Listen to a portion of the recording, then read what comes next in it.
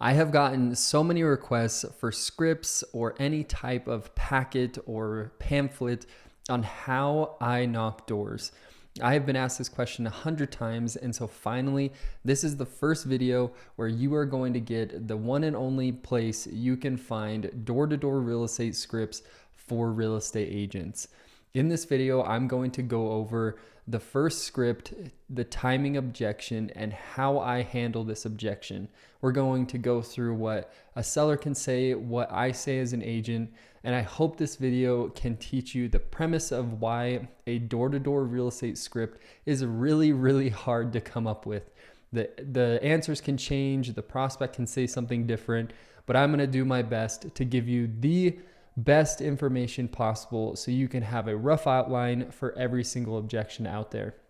Again, this is just the first video in this series, so make sure you subscribe, make sure you hit the notification button, and so you're staying tuned to every single script that I come out with so you can know how to handle every single objection and conquer door knocking as a real estate agent. Let's jump into the video.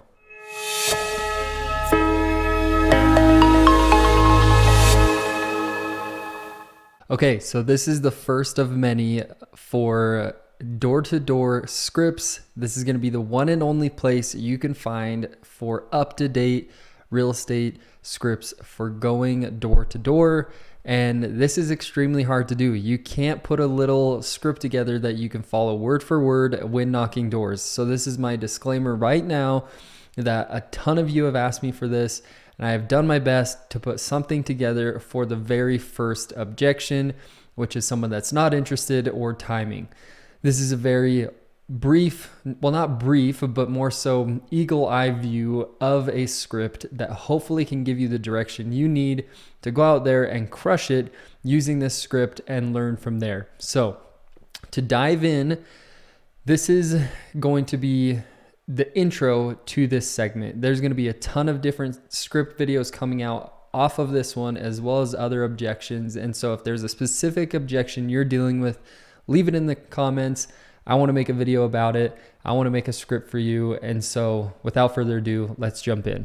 So not interested. And I want to start first off with what I say very first and foremost. Whenever I knock a door, I am always asking if the neighbor let them know I was going to come by. I say, hey, my name's Cameron Ure. I'm with XYZ Brokerage.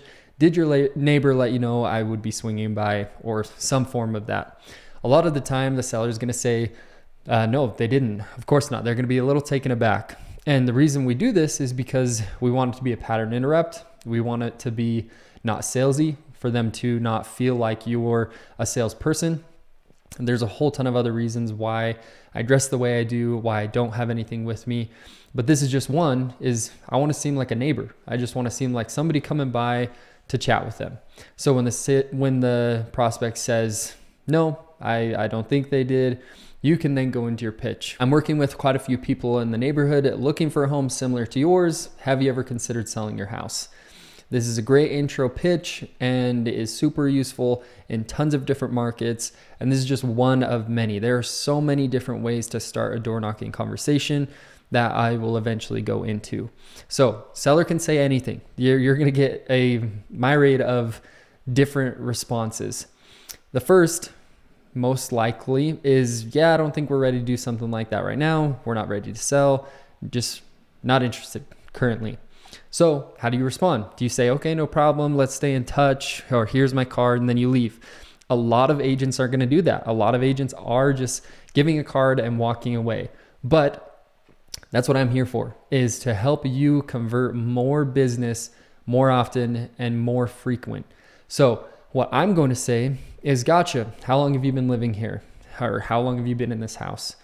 The reason I do this is because I want to start to gain information about this prospect so I can use it later to close them, to set an appointment, and to get more business. And so prospect will respond. And I hope you get a pattern here that the prospect is going to respond with literally anything. They could say, we've been here for 10 years, 2 years, 1 year, and you'll have to adapt. So in this case, lived here for 2 years. I'm then going to say, awesome, is this your forever home? A beautiful, beautiful question. This question is phenomenal because It will determine how long you should stay at that door, because if it's their forever home, you're transitioning to making a friend, getting contact information, and tapping into that person's network. You want to be the go-to agent for them and make sure you can stay in touch with them for their friends and family. And a lot of the time, plans change. A lot of people think it may be their forever home, but life changes and it is what it is. And so asking this question can determine those type of things and strikes a little bit of a pride nerve in people sometimes, that they're like, no, this is my forever home. I'm going to buy that house on the hill one day, you know? And so you can continue the conversation. So from there, they're going to say, no, it's not my forever home. We're just not quite ready to move yet. And you continue on asking, okay, great. Like, no problem. Was this home a 3 to 5 year home, 5 to 7 year home? Kind of what was your purpose when buying this home? You're, again, gaining more information, just kind of digging deeper into their situation. Again, they can respond in whatever they want. We're planning to live here for 5 years, just like this. They didn't really have an idea or goal for why they were planning to live there. So my response in this situation is digging deeper. Whenever a prospect responds with something that may stump you, the one thing you need to focus on and just pay as much attention to as possible is going deeper into what they say. So asking a simple question of, okay, why were you saying 5 years? Why was your plan 5 years? And they'll give you more and more ammunition to eventually close them. They're going to say something like this: we just haven't felt the urgency. We are happy here. And that was kind of our financial game plan, whatever it may be. The way you can combat this response of complacency is asking a specific question about their home. Because if somebody's really happy in where they're at, you don't want to be like, no, move sooner. Or no, I'm going to sell you on selling your house. That's salesy. Nobody wants that. Nobody's going to close deals off of that. And that's not what I teach. Instead, we're making friends, we're making relationships, and we're building trust. And so by asking a simple question of, hey, what would you change about your current home? That's going to drive a nerve so much deeper into that prospect's thought process of, man, there are a couple things I want to change. And then you can use that again to close them down the road. And so moving forward, they're going to say, I want a bigger yard, a bigger kitchen, or a better master bedroom. They're going to just start talking about the things they would change, giving you a list of things to look for them, for properties, as well as things to touch on for the perfect house that they want to build. And so you can start asking questions about, do you want new construction? Do you want resale? Do you want it to have more square footage? And so now you're talking about what they would change about their current home and what they envision in their next home.